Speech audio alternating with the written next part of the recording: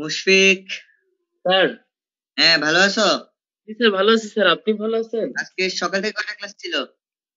Sir lab করলাম sir, মাত্র শেষ হইলো স্যার। কি করেছিলে? জি মানে স্যার। এক্সপেরিমেন্ট করাইছে নাকি হলো কোনো ভিডিও দেখাইছে? স্যার মাথা পুরা হ্যাং স্যার, এত ল্যাব করাইছে আজকে। জি কি স্যার, বলো? 2 ঘন্টা লেকচার। এক্সপেরিমেন্ট করাইছে। জি স্যার।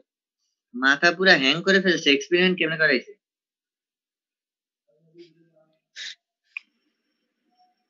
মানে এক্সপেরিমেন্ট কিভাবে করাইছে? স্যার অনেক লং লেকচার ছিল ওই জন্য। স্যার মুশফিক তো ক্লাসই করে নাই স্যার, মুশফিক 1.5 ঘন্টা পরে ঘুম থেকে উঠছে, ল্যাবই করে নাই ও। এখন এসে মিথ্যা কথা বলতেছে। স্যার আমি ক্লাসেই ছিলাম স্যার। তারপরও ঘুম থেকে ওইটাও ল্যাব রিপোর্ট লিখছে, তাও ল্যাব করে নাই। ভালো। তাহলে তো তোমরা সবাই একটু এক্সস্টেড। সমস্যা নাই, আজকে বেশি একটা কি মানে বেশি কোচিং কিছু পড়াবো না, যেগুলো অনেক ভাবা লাগবে। আচ্ছা যাই হোক, আজকে হলো আমরা নেক্সট চ্যাপ্টারে চলে যাব, যে চ্যাপ্টারের নাম হলো ফোরকাস্টিং। আর আরেকটা কথা, আমরা যে হারে চ্যাপ্টার শেষ করতেছি, আমাদের তো অনেক আগে সিলেবাস শেষ হয়ে যাবে, তখন কি করব বলো তো? স্যার আগের দিন মনে হয় স্যার একটা টপিক বাদ ছিল স্যার, ছোট, ওই যে ব্যাচ সাইজ স্যার, ওইটা ক্লাসের টপিক বাদ ছিল। ব্যাচ সাইজ বাকি ছিল, এটা তোমাদের সেকশন আর ডি সেকশনে। জি স্যার, ওই যে লট পড়াচ্ছিলেন স্যার। তোমাদের সেকশনে বাকি ছিল? জি স্যার, অল্প একটু বাকি ছিল। জি স্যার, শেষে। আমি তো মানে কনফিউজ পুরা। কেন কনফিউজ বলতেছি, দাঁড়াও। একটা, তোমরা কেন সি সেকশন না? জি স্যার। ডি সেকশন কি করছে জানো? ডি সেকশনে ফুল শেষ করছি আমি। ডি সেকশন আজকে বলে স্যার আগের দিন ছোট একটা জিনিস বাকি ছিল। তার মানে কি ডি সেকশনে কোন স্টুডেন্ট কালকে সি সেকশনের সাথে ক্লাস করছে, রাইট? জি স্যার, এটা হইতে পারে স্যার। তাই তো বলি যে আমার তো সি সেকশনে বাকি ছিল। আমার মনে আছে যে লাস্টে যাদের ক্লাস নিয়েছি তাদের একটু বাকি ছিল, কিন্তু ও যখন বলতেছিল যে লাস্ট একটু বাকি আছে, তখন আমি ভাবলাম ঠিক আছে, মনে হয় তাহলে ওই সেকশনে বাকি আছে। আচ্ছা যাই হোক, আমরা টাইপস অফ প্রোডাকশন সিস্টেম পড়তেছিলাম। লাস্টে যে টাইপটা ছিল সেটা হলো based on lot size or batch size. Lot size কি সেটা আগের দিন ক্লাসে তোমরা বলছিলা যে অনেকগুলো প্রোডাক্ট একসাথে হইলে ওটাকে আমরা লট বলবো। তো লট সাইজের উপর বেস করে 3 টাইপে ক্লাসিফাই করা যায়। একটা হলো স্ক্রিন আসে নাই। স্ক্রিন শেয়ার হয়নি এমন। আচ্ছা, স্ক্রিন শেয়ার হয়নি না? আচ্ছা, এবার জি স্যার। তো ওইটাই যে 3 টাইপে ক্লাসিফাই করা যায়, এটা মানে আগের দিন বলছিলাম যে জব শপ, ব্যাচ সিস্টেম, আর একটা হলো mass production. So job shop আর ব্যাচ সিস্টেম বা ব্যাচ সাইজ এটা কি, এটার জন্য আমি ফার্স্ট পয়েন্টটা আর থার্ড পয়েন্টটা একটু বলবো, বলে তোমাদের থেকে জানার চেষ্টা করবো যে উদাহরণ তোমরা দিতে পারো কিনা। দেখো, ফার্স্ট পয়েন্টটা হলো কি, product variation is high in case of job shop. Job শপের ক্ষেত্রে প্রোডাক্টের ভ্যারাইটি বেশি হবে, আর ব্যাচ সিস্টেমের ক্ষেত্রে প্রোডাক্ট ভ্যারাইটি কম হবে। আর প্রোডাকশন ব্যাচ সাইজ জব শপে ছোট, আর production batch size job shop batch শপে বড়। এবার বলো তো, জব শপে কোন টাইপের প্রোডাক্ট হতে পারে আর ব্যাচ শপে কোন টাইপের প্রোডাক্ট হতে পারে?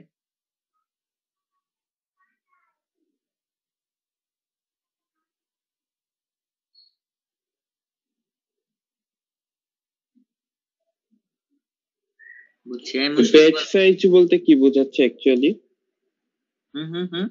ব্যাচ সাইজ বলতে কি বোঝাচ্ছে?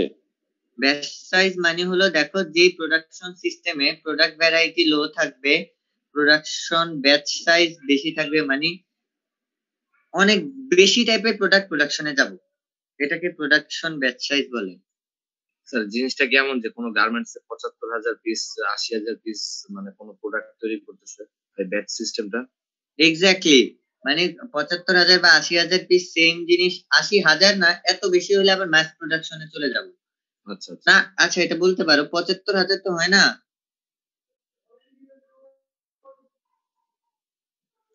তোমার হলো তবে এটা যে গার্মেন্টস এ তুমি যখন একই টাইপের জিন্সের প্যান্ট বানাচ্ছ, ওইটা ব্যাচ সাইজ। আর জব শপটা কি, জব শপটা হলো তোমার ধরো সিগনেচার কিছু প্রোডাক্ট থাকে না, বা দেখা গেছে যে 100টা প্রোডাক্ট হলো একই টাইপের বানাইলে ওইটা ব্যাচ সিস্টেম, আর 100টা প্রোডাক্ট 4 টাইপের বা 5 টাইপের বানাইলে ওইটা হলো জব শপ।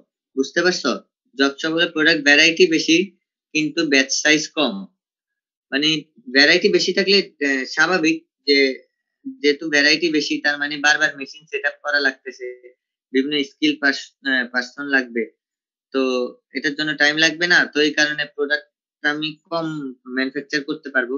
আর ব্যাচ সিস্টেম হলো একই সেট আপে অনেকগুলো প্রোডাক্ট তৈরি করতেছি, এই কারণে আমি প্রোডাক্টটা অনেক বেশি করতে পারবো। তো যেহেতু ব্যাচ সাইজে প্রোডাকশন সেট আপ সেম, এই জন্য মেশিনও কম লাগবে, ব্যাচ সাইজে মেশিনও বেশি লাগবে, আর কষ্ট জব শপে বেশি, আর হলো ব্যাচ শপে কস্ট কম।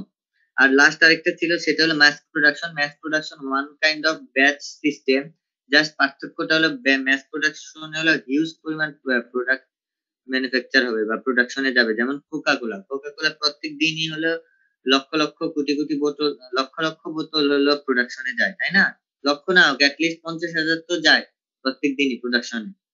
তো এটাই হলো তোমার হলো batch mass production. So mass production আর ব্যাচ সিস্টেমের মধ্যে মেইন পার্থক্য কি, ব্যাচ সিস্টেমের তুলনামূলক কম একই টাইপের প্রোডাক্ট কিন্তু কম হবে, আর ম্যাস প্রোডাকশনে অনেক বেশি পরিমাণ প্রোডাক্ট প্রোডাকশনে যাব। বুঝতে পারছো নাকি বুঝো নাই? মুশফিক বুঝা গেছে? জি স্যার, বুঝতে পারছি স্যার। ঠিক আছে, আমি তাহলে এটা শেষ করে দেই। আমি হলো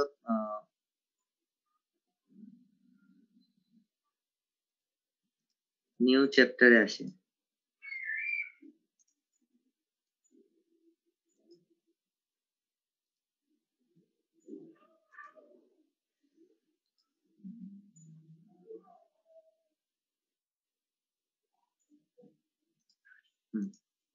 দেখা যাচ্ছে?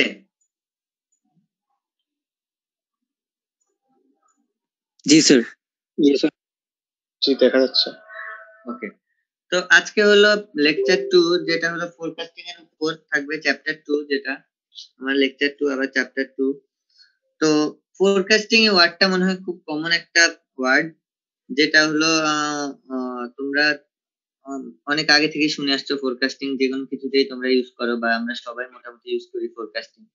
তো ওয়েদার ফোরকাস্ট এই জিনিসটা আর কি, এই ওয়েদারের ইয়াতে ইস্যুতে সবচেয়ে বেশি ফোরকাস্টিং ওয়ার্ডটা ইউজ করা হয়। তো ফোরকাস্টিং আসলে কি জিনিস? এটা হলো কি arts and science of predicting or estimating future events or trend. মানে ফোরকাস্টিংটা হলো কি কোনো কিছু প্রেডিক্ট করা, ফিউচারে কি হতে পারে বা কেমন টাইপের ট্রেন্ড হবে, এই জিনিসগুলো প্রেডিক্ট করাকেই আমরা বলবো ফোরকাস্টিং। ফোরকাস্টিং কিসের উপর করা হয়? পাস্ট এন্ড প্রেজেন্ট ডাটার উপর করা হয়। আমার পাস্টে কি ডাটা ছিল, পাস্টে কি ট্রেন্ড ছিল, বা পাস্টে কি টাইপের প্রোডাক্ট কনজিউম হয়েছিল, বা পাস্টে একটা অর্গানাইজেশনে কেমন সিচুয়েশন ছিল, আর এখন প্রেজেন্ট আমার কি কি ডেটা আছে, প্রেজেন্ট আমার কি কি রিসোর্স আছে, এই দুইটার উপর একটা বেঞ্চমার্ক করে, তারপরে এই দুইটার সাথে রিলেট করে আমরা জাস্ট চিন্তা করি যে তাহলে পাস্টে এটা ছিল, পাস্টে এটা থাকার কারণে এই এই জিনিস থাকার ফলে আমার এই এই জিনিস হয়েছে, এখন প্রেজেন্টে এই এই জিনিস আছে। তার মানে ফিউচারে আমার যে যে জিনিস থাকার কারণে যা যা হইতে পারে, এই ম্যাটার গুলো আমরা হলো প্রেডিক্ট করার এই সিস্টেমটাকে আমরা বলবো হলো ফোরকাস্টিং। ফোরকাস্টিং এ কি কি থাকতে পারে? হিস্টোরিক্যাল ডাটা থাকতে পারে, এই হিস্টোরিক্যাল ডাটা গুলোকে আমরা ম্যাথমেটিক্যাল মডেলে কনভার্ট করে ফোরকাস্ট করতে পারি।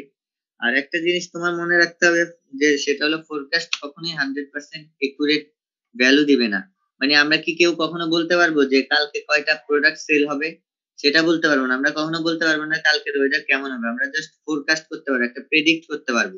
এই কারণে একটা জিনিস সবসময় মাথায় রাখবো যে ফোরকাস্ট কখনো 100% রাইট তোমার ডাটা দিবে না, কিন্তু সে আমাদের একটা পথ দেখায় দিবে, যে পাথ দেখায় দিবে যে এভাবে গেলে আমরা ক্লোজ টু দা রাইটে যেতে পারবো, বা ঠিকঠাক মানে একটা পথ দেখায় দিবে জাস্ট, যেভাবে চললে আমাদের রিস্কটা অনেক কম, আর কিছুই না।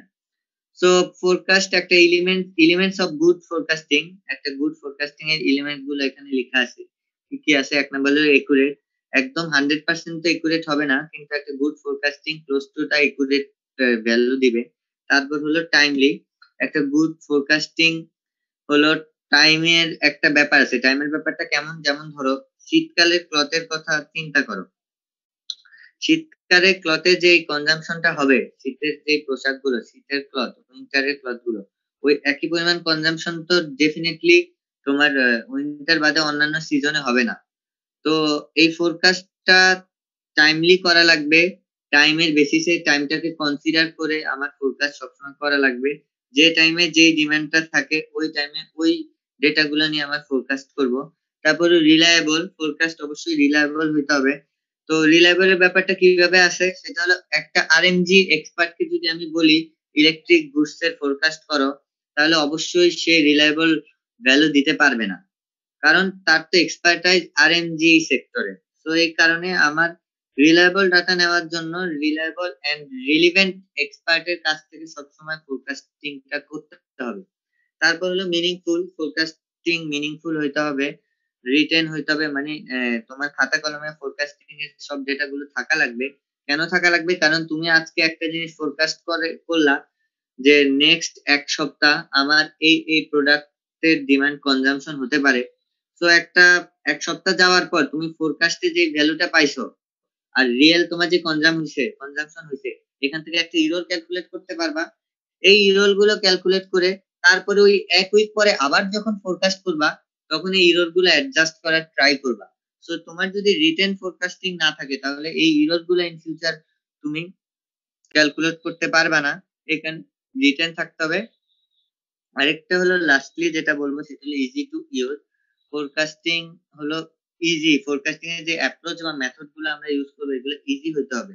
এমন তুমি ফোরকাস্টিং করলা যেটা ম্যাথমেটিক্যাল ডেটা, ম্যাথমেটিক্যাল যে ওটাকে কি বলে মডেলটা, ওটাই বুঝলো না অধিকাংশ মানুষ, কোনখানে কি ভ্যালু দিতে হবে, তাহলে তো আসলে হইলো না। এটা হলো একটা গুড ফোরকাস্টিং এর এলিমেন্ট।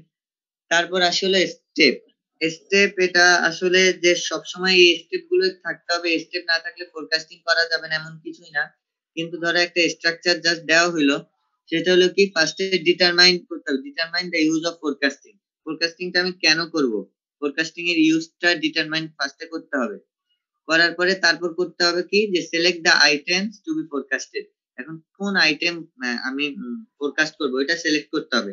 হইতে পারে একটা প্রজেক্টের ফোরকাস্ট, হইতে পারে একটা প্রোডাক্টের ফোরকাস্ট, হইতে পারে একটা প্ল্যানিং এর ফোরকাস্ট, হইতে পারে একটা অর্গানাইজেশনের ফোরকাস্ট, যে অর্গানাইজেশনটা কিভাবে চলবে। তো আমার আগে সিলেক্ট করতে হবে কিসের উপর আমি ফোরকাস্ট করব। সিলেক্ট করার পর কি করব, determine the time Horizon of the forecast. Time Horizon একটা অনেক গুরুত্বপূর্ণ জিনিস। তুমি ফোরকাস্টটা কয় দিনের জন্য করতে যাচ্ছ? একদিনের জন্য করতে যাচ্ছ, না এক মাসের জন্য করতে চাচ্ছ, না এক বছরের প্ল্যানিং এর জন্য ফোরকাস্ট করতে যাচ্ছ? এটা আমার ডিটারমাইন করা লাগবে। তারপরে কি করব, তারপর হলো সিলেক্ট দা ফোরকাস্টিং মডেল। এই যে আমি প্রথম তিনটা স্টেপ পার হওয়ার পরে তারপর আমি এই তিনটা স্টেপের উপর বেস করে ফোরকাস্টিং মডেল সিলেক্ট করব। আমরা এই চ্যাপ্টারে মোট 8টা মডেল পড়বো, 4টা থিওরিটিক্যাল ফোরকাস্টিং মডেল, 4টা ম্যাথমেটিক্যাল ফোরকাস্টিং মডেল। তো এই সিলেক্ট দা ফোরকাস্টিং মডেলে এই যে কোনো একটা মডেল থেকে একটা সিলেক্ট করে নিব। করার পরে তারপর কি করব, ডাটা গ্যাদার করব, করে ফোরকাস্ট করব, করে তারপর হলো ভ্যালিডেট করব। তো এগুলো হলো মোটামুটি কিছু বেসিক স্টেপ। এবার আসি forecast by time horizon. Time হরাইজনের উপর বেস করে ফোরকাস্ট তিন ভাবে করা হয়, একটা হলো শর্ট রেঞ্জ, একটা হলো মিডিয়াম রেঞ্জ, একটা হলো লং রেঞ্জ। আমরা অনেকক্ষণ কথা বললাম, আমি একটু দেখি কারা কারা আসছো। রোল 102 প্রিন্স,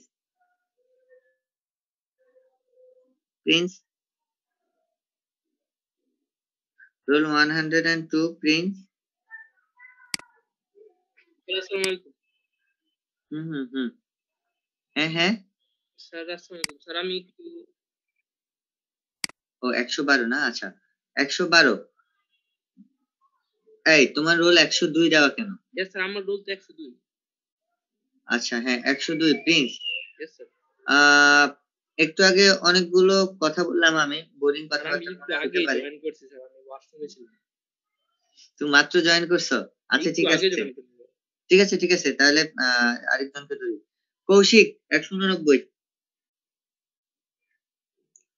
মিস্টার জি কৌশিক। স্যার। হুম।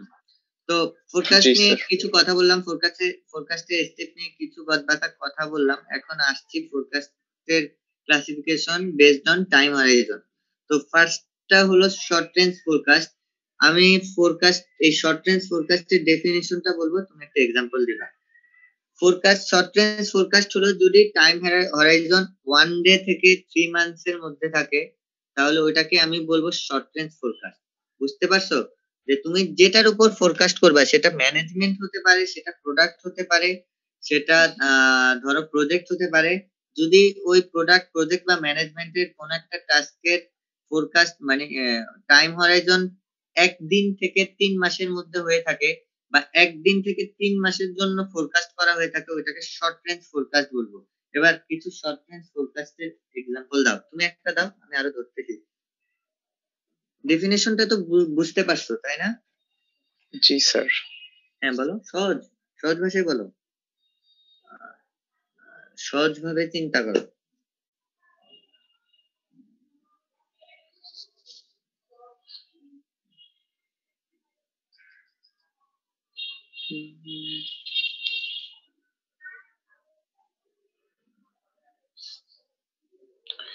স্যার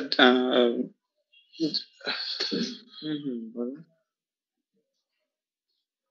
যে কোনো স্যার মানে দৈনন্দিন মানে সিজনাল যে কোনো কিছু স্যার, সাপোজ সবজি উৎপাদন করার ক্ষেত্রে এরকম যদি হয় যে আমার সামনে এরকম এই টাইম মানে শীতকালের আগ দিয়ে যে আমার এই টাইম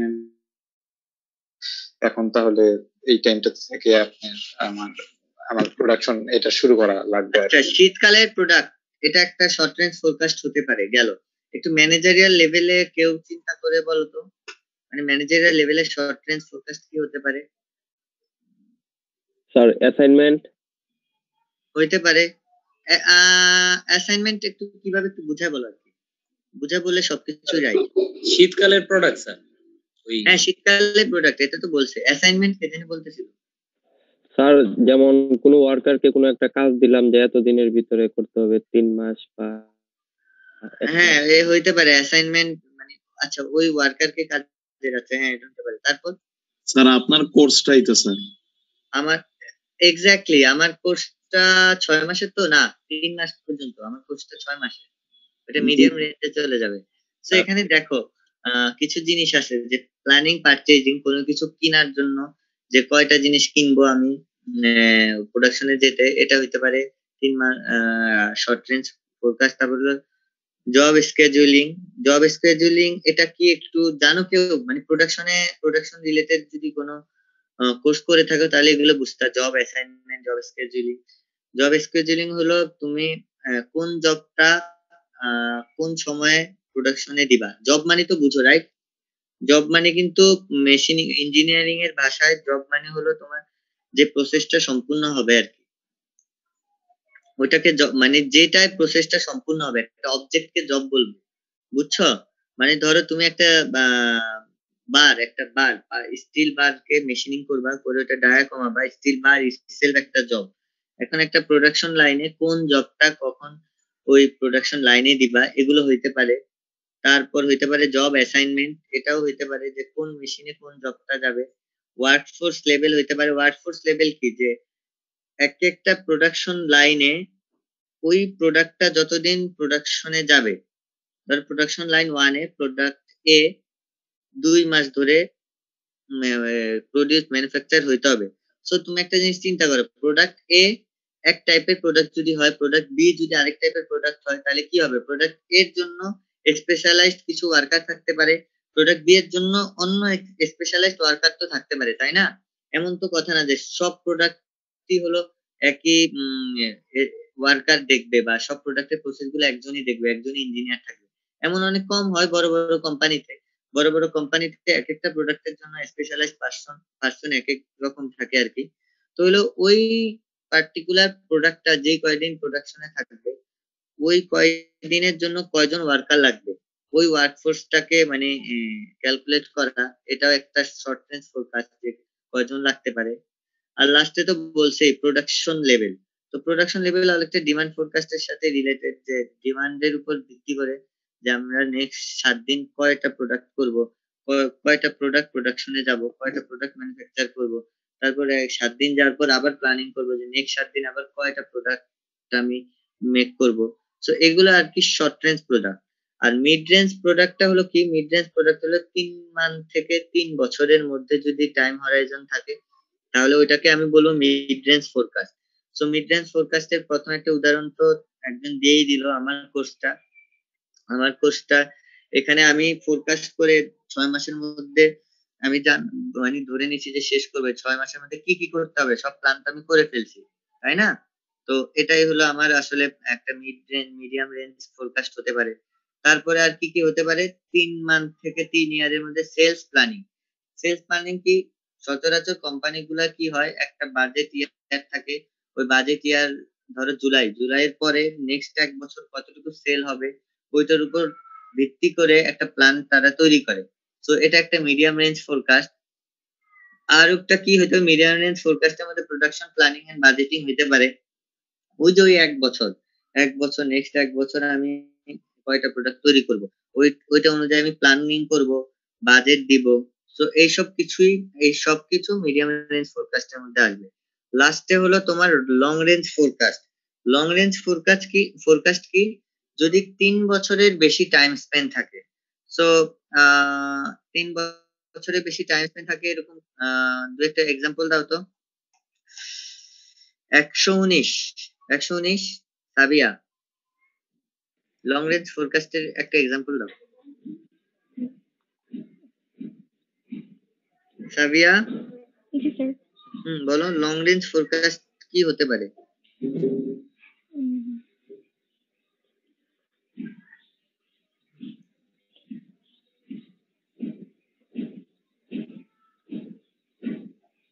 কোন একটা মোবাইল কোম্পানি যদি 3 বছরের জন্য কোন একটা নতুন প্রোডাক্ট লঞ্চ করে, তাহলে লঞ্চ করার জন্য প্ল্যানিং করে।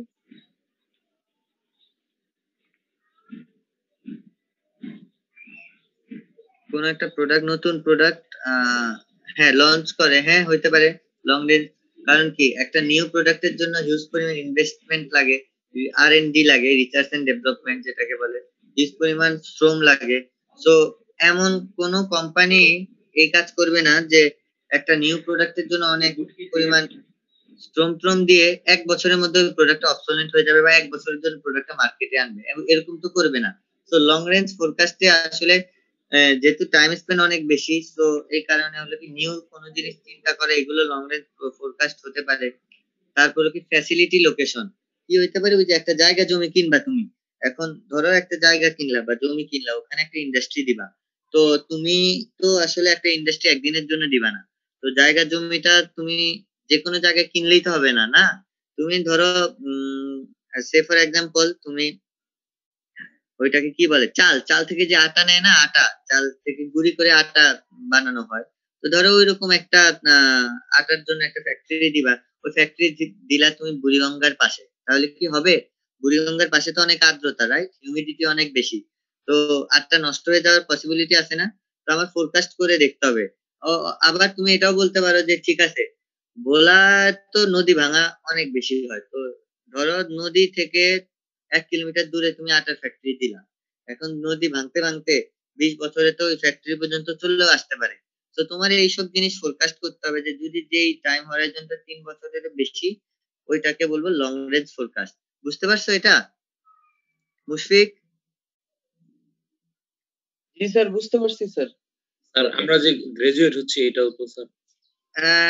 হ্যাঁ হ্যাঁ, লং রেঞ্জ ফোরকাস্ট যে গ্রাজুয়েট হয়ে লাইফটাই একটা লং রেঞ্জ ফোরকাস্ট। বুঝতে পারছো? অ্যাকচুয়ালি তুমি লাইফে তো ফোরকাস্টিং করে আসো না, ইঞ্জিনিয়ার হবা, এটা 10-এ বলো বা ইন্টারে তুমি ডিসাইড করছো ইঞ্জিনিয়ার হবা, এটা তো একটা ফোরকাস্টিং। ইঞ্জিনিয়ার হওয়ার জন্য তুমি প্ল্যানটা করতেছো পুরা 3 বছরের থেকে বেশি বড়। তো লাইফ ইটসেলফ একটা লং রেঞ্জ ফোরকাস্ট। তো এটা গেল ফোরকাস্ট বাই টাইম হরাইজন। এখন আসি পদ্মা সেতু বা যমুনা সেতুতে যে টোল তোলা, অবভিয়াসলি এটা তো একটা লং রেঞ্জ ফোরকাস্ট। পদ্মা সেতু, যমুনা সেতু, এটা হলো লং রেঞ্জ ফোরকাস্ট। আচ্ছা, এবার যাই হলো আমি types of forecast. So types of ফোরকাস্টে 3 টাইপের ফোরকাস্ট আছে। একটা হলো ইকোনমিক ফোরকাস্ট, একটা হলো টেকনোলজিক্যাল ফোরকাস্ট, একটা হলো ডিমান্ড ফোরকাস্ট। আমরা এই ফুল চ্যাপ্টারে ডিমান্ড ফোরকাস্ট নিয়ে পড়বো, তারপর আমরা প্রথম দুইটা সম্পর্কে একটু জানবো। ইকোনমিক ফোরকাস্ট কি? ইকোনমিক ফোরকাস্ট দেখো যে এই যে টাকা, টাইম ভ্যালু অফ মানি বা ইনফ্লেশন, এই জিনিসগুলো সম্পর্কে তোমরা পরিচিত আছো, ফ্যামিলিয়ার এই ওয়ার্ড গুলো নিয়ে? ইনফ্লেশন আমি যতটুকু জানি, একটু আগে যে ডি সেকশনে ক্লাস নিয়েছিলাম ওরা বললো যে আগের সেমিস্টারে ইকোনমিক ছিল। সো ইকোনমিক যদি থাকে তাহলে ইনফ্লেশন এটা জানো। So time value of money নিয়ে যে ফোরকাস্টিং গুলো করা হয় এগুলো ইকোনমিক ফোরকাস্ট। এটা কেন নেসেসারি বলো তো, কে বলতে পারবা? ইকোনমিক ফোরকাস্ট কেন নেসেসারি? ইকোনমিক ফোরকাস্ট আমি আবার বলতেছি, টাইম ভ্যালু অফ মানি মানে টাকার মান 10 বছর পর কোথায় যাবে এই জিনিসগুলো নিয়ে ফোরকাস্টিং করাটাকেই বলে টাইম ভ্যালু মানে ইকোনমিক ফোরকাস্ট। এটা কেন নেসেসারি আলবি বলো? মুদ্রাস্ফীতি এখানে স্যার, মানে স্যার আমার স্যার স্যার ইকোনমিক্সটা স্যার আসতেছে এখানে স্যার সবার প্রথমে এসেছে ইনফ্লেশন রেট, মানে স্যার এখানে মুদ্রাস্ফীতিটা স্যার সবার প্রথমে আসতেছে। তো সবার প্রথমে স্যার মার্কেটিং মুদ্রা, স্যার আমি স্যার অ্যাকুরেটলি স্যার বলতে পারতেছি না স্যার। আচ্ছা দেখি, এই বুসরা রুল 141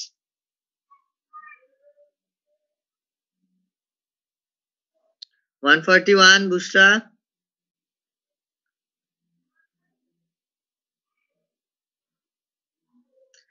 ওয়ান 123 রেসপন্স করো।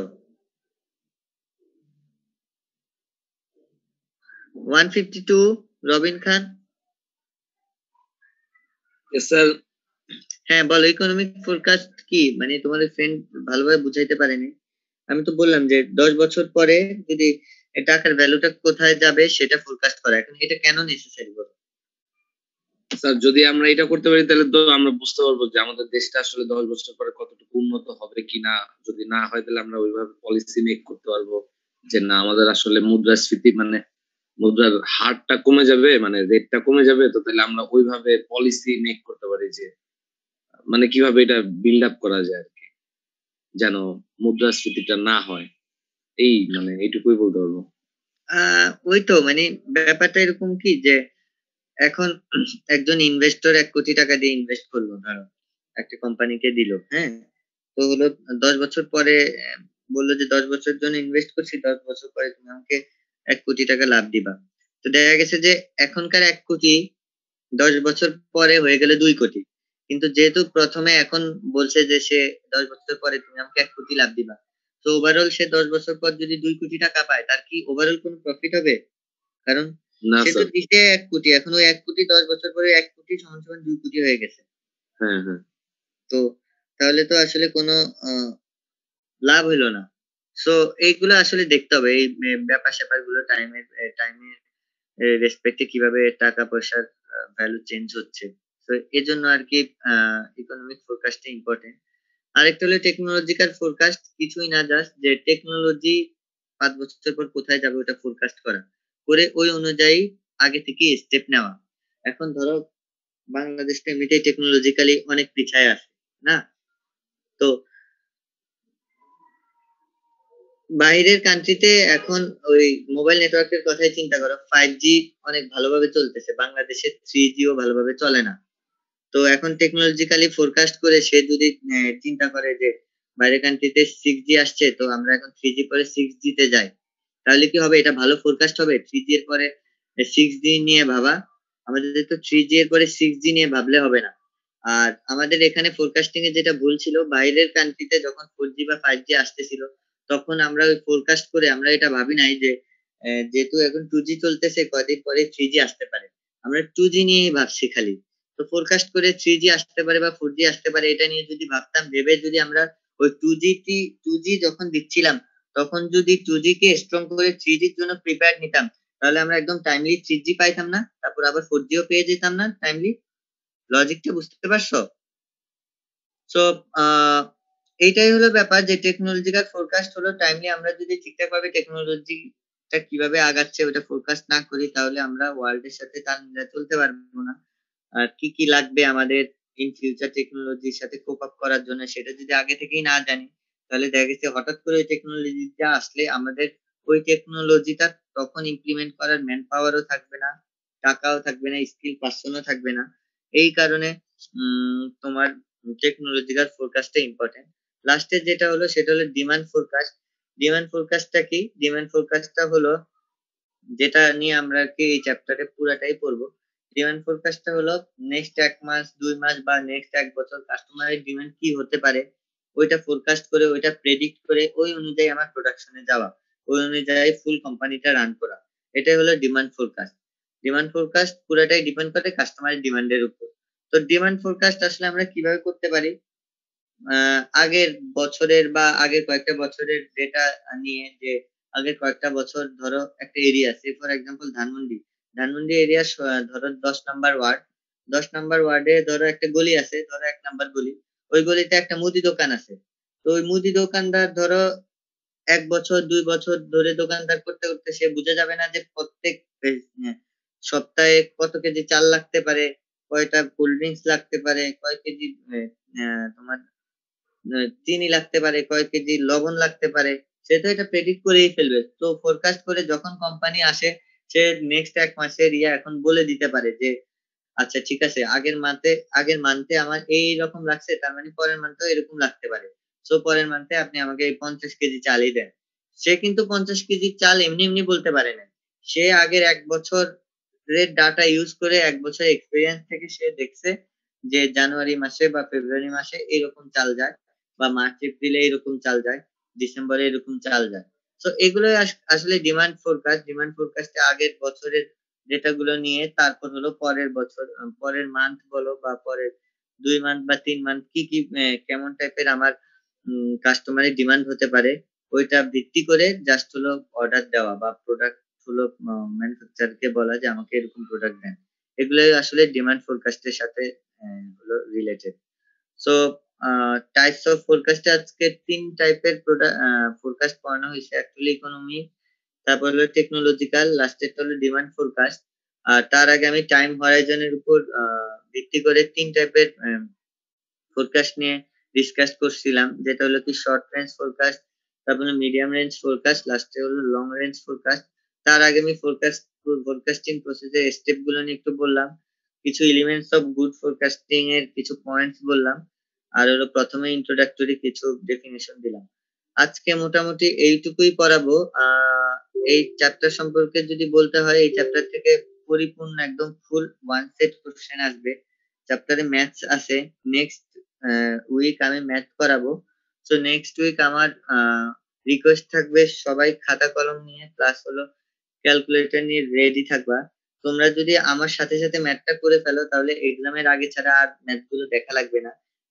ম্যাথ গুলো সোজা আছে, একটা স্টেপ বুঝতে পারলে পরের স্টেপ ইজিলি করতে পারবা।